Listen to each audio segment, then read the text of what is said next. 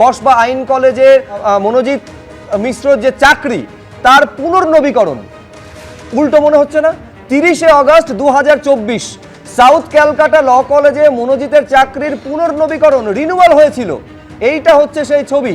30শে August 2024 অর্থাৎ প্রায় 1 বছরেরও বেশি কম সময় আগে মনোজিতের চাকরি পুনর্নবীকরণের সিদ্ধান্ত নিয়েছিল পরিচালন সমিতি। আমি গোটা বিষয়টা ধোঁয়াশাটা দূর করার জন্য প্রকাশ সিনহার সঙ্গে কথা বলবো। প্রকাশ, যে পরিচালন সমিতি বা যে গভর্নিং বডিকে দ্রুত মিটিং ডেকে তাকে বরখাস্ত করতে হবে সিদ্ধান্ত নেওয়া হচ্ছে, সেই গভর্নিং বডি গত বছরের 30শে অগস্ট তার চাকরি রিনিউয়ালের ডিসিশন নিয়েছিল।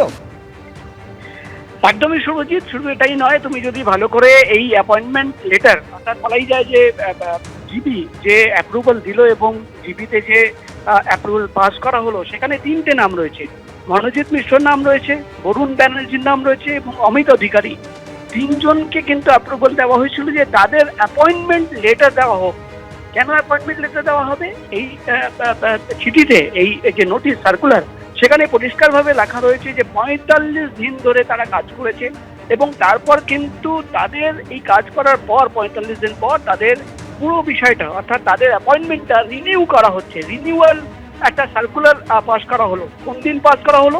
30শে আগস্ট 2024 সাল গভর্নিং বডি এর একটি মিটিং করা হয় এবং মিটিং এর পর এই যে সার্কুলার তুমি দেখতে পাচ্ছ আমাদের চ্যানেলের পর্দায় যেটা দেখা যাচ্ছে, সেটা সেই দিনের কিন্তু যে জেনারেল বডির মিটিং হয়েছিল, সেই মিটিংয়ে যে ডিসিশন নেওয়া হয়েছে, সেই ডিসিশনের কিন্তু একটা সার্কুলার।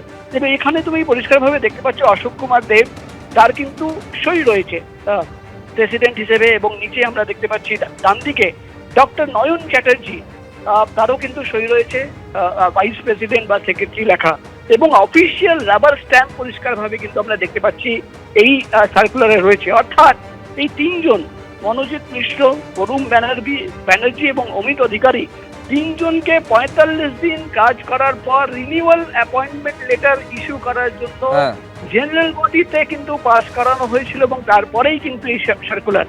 একাধিক প্রশ্ন রয়েছে, আমি সেই প্রশ্ন এই আলোচনার মধ্যেও তুলে নিয়ে আসবো, কিন্তু আপাতত প্রকাশ তোমায় ধন্যবাদ। কসবার ঘটনা ঘটেছে 25 তারিখ, আজকে 30 তারিখ, 6 দিনের মাথায় হুঁশ ফিরেছে সরকারের। মনোজিৎ মিশ্রকে বরখাস্ত করতে বলল সরকার। এই মুহূর্তের খবর, মনোজিৎ মিশ্রকে বরখাস্ত করতে বলল সরকার। আপনারা জানেন যে একেবারে অস্থায়ী কর্মী হিসেবে নিয়োগ করা হয়েছিল, জিবির সিদ্ধান্তে তাকে বরখাস্ত করার সিদ্ধান্ত হয়েছে এবং তার 2 শাগরেদ যাদের গ্রেফতার করা হয়েছে তাদেরও রাষ্ট্রীয়তার সিদ্ধান্ত নেওয়া হয়েছে। আমি কথা বলবো আরো বিস্তারিত জানতে কৃষ্ণেন্দু অধিকারীর সঙ্গে। তার মানে 6টা দিন ঘটনার পর লেগে গেল কৃষ্ণেন্দু এই হুঁশ ফিরতে প্রশাসনের, সরকারের।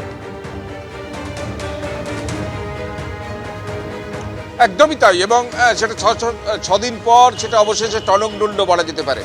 যেটা জানা যাচ্ছে উচ্চশিক্ষা দপ্তর সূত্রে খবর যে কলেজে একটা মেল এসে পৌঁছেছে এবং সেই মেল ডিপিআই পাঠিয়েছেন, ডিরেক্টর অফ পাবলিক ইনস্ট্রাকশন, এবং ডিপিআই পাঠিয়েছেন কলেজকে, এবং সেই মেলে স্পষ্টভাবে কয়েকটা সুপারিশ করা হয়েছে বা নির্দেশ বলা যেতে পারে, নির্দেশও দেওয়া হয়েছে।